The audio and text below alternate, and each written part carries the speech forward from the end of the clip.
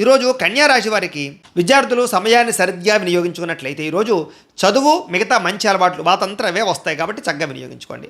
అనారోగ్య సమస్యల గురించి ప్రత్యేక శ్రద్ధ పెట్టి జీవనశైలిలో మార్పులు తెచ్చుకుంటారు. క్రయ విక్రయాలలో కూడా చక్కగా స్వల్పంగా లాభాలు కూడా కనపడుతున్నాయి. అయితే ఆహార నియమాలు పాటించాలి. ముఖ్యంగా కార్బోహైడ్రేట్లు తగ్గించి ప్రోటీన్ ఫైబర్ ఫుడ్ ఎక్కువ తీసుకున్నట్లయితే కనుక మీకు ఆరోగ్యం చాలా బాగుంటుంది. ప్రయత్నం చేయండి, వ్యాయామం చేయండి. మీ అప్పులను తీర్చగలిగేటటువంటి ఒక మంచి ప్రణాళిక లేదా మంచి ఆదాయ మార్గం దొరకాలి అని ఆలోచిస్తారు. ఈరోజంతా చాలా ఆనందంగా ఉంటారు. రాబోయే 5-10 ఏళ్లకి ఆర్థికంగా ఎక్కడ ఉండాలనే లక్ష్యం మీద బాగా ఎక్కువ శ్రద్ధ పెడతారు. ప్రతి విషయాన్ని కూడా కొత్తగా ఆలోచిస్తారు.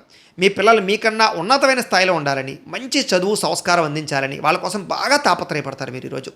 ముఖ్యంగా కుటుంబ సభ్యుల కోసం రూపాయి పోగు చేస్తూ మీ యొక్క విలాసాలు తగ్గించుకుంటూ వాళ్ళ కోసం తాపత్రయపడతారు, ఖర్చులు పెడతారు.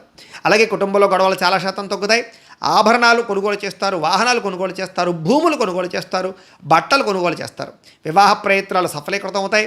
అలాగే ఇప్పుడు నేను చేసే పని వల్ల భవిష్యత్తులో నాకు ఎంత లాభం వస్తుంది అని ఆలోచిస్తూ పనిచేస్తారు. ముఖ్యంగా ఉద్యోగస్తులకి టార్గెట్లు, డెడ్లైన్లు, టెన్షన్లు, కఠినమైన పరిస్థితులు కనపడుతున్నాయి. కానీ స్ట్రెస్ బాగా పెరుగుతుంది, అయినా విజయం పొందుతారు.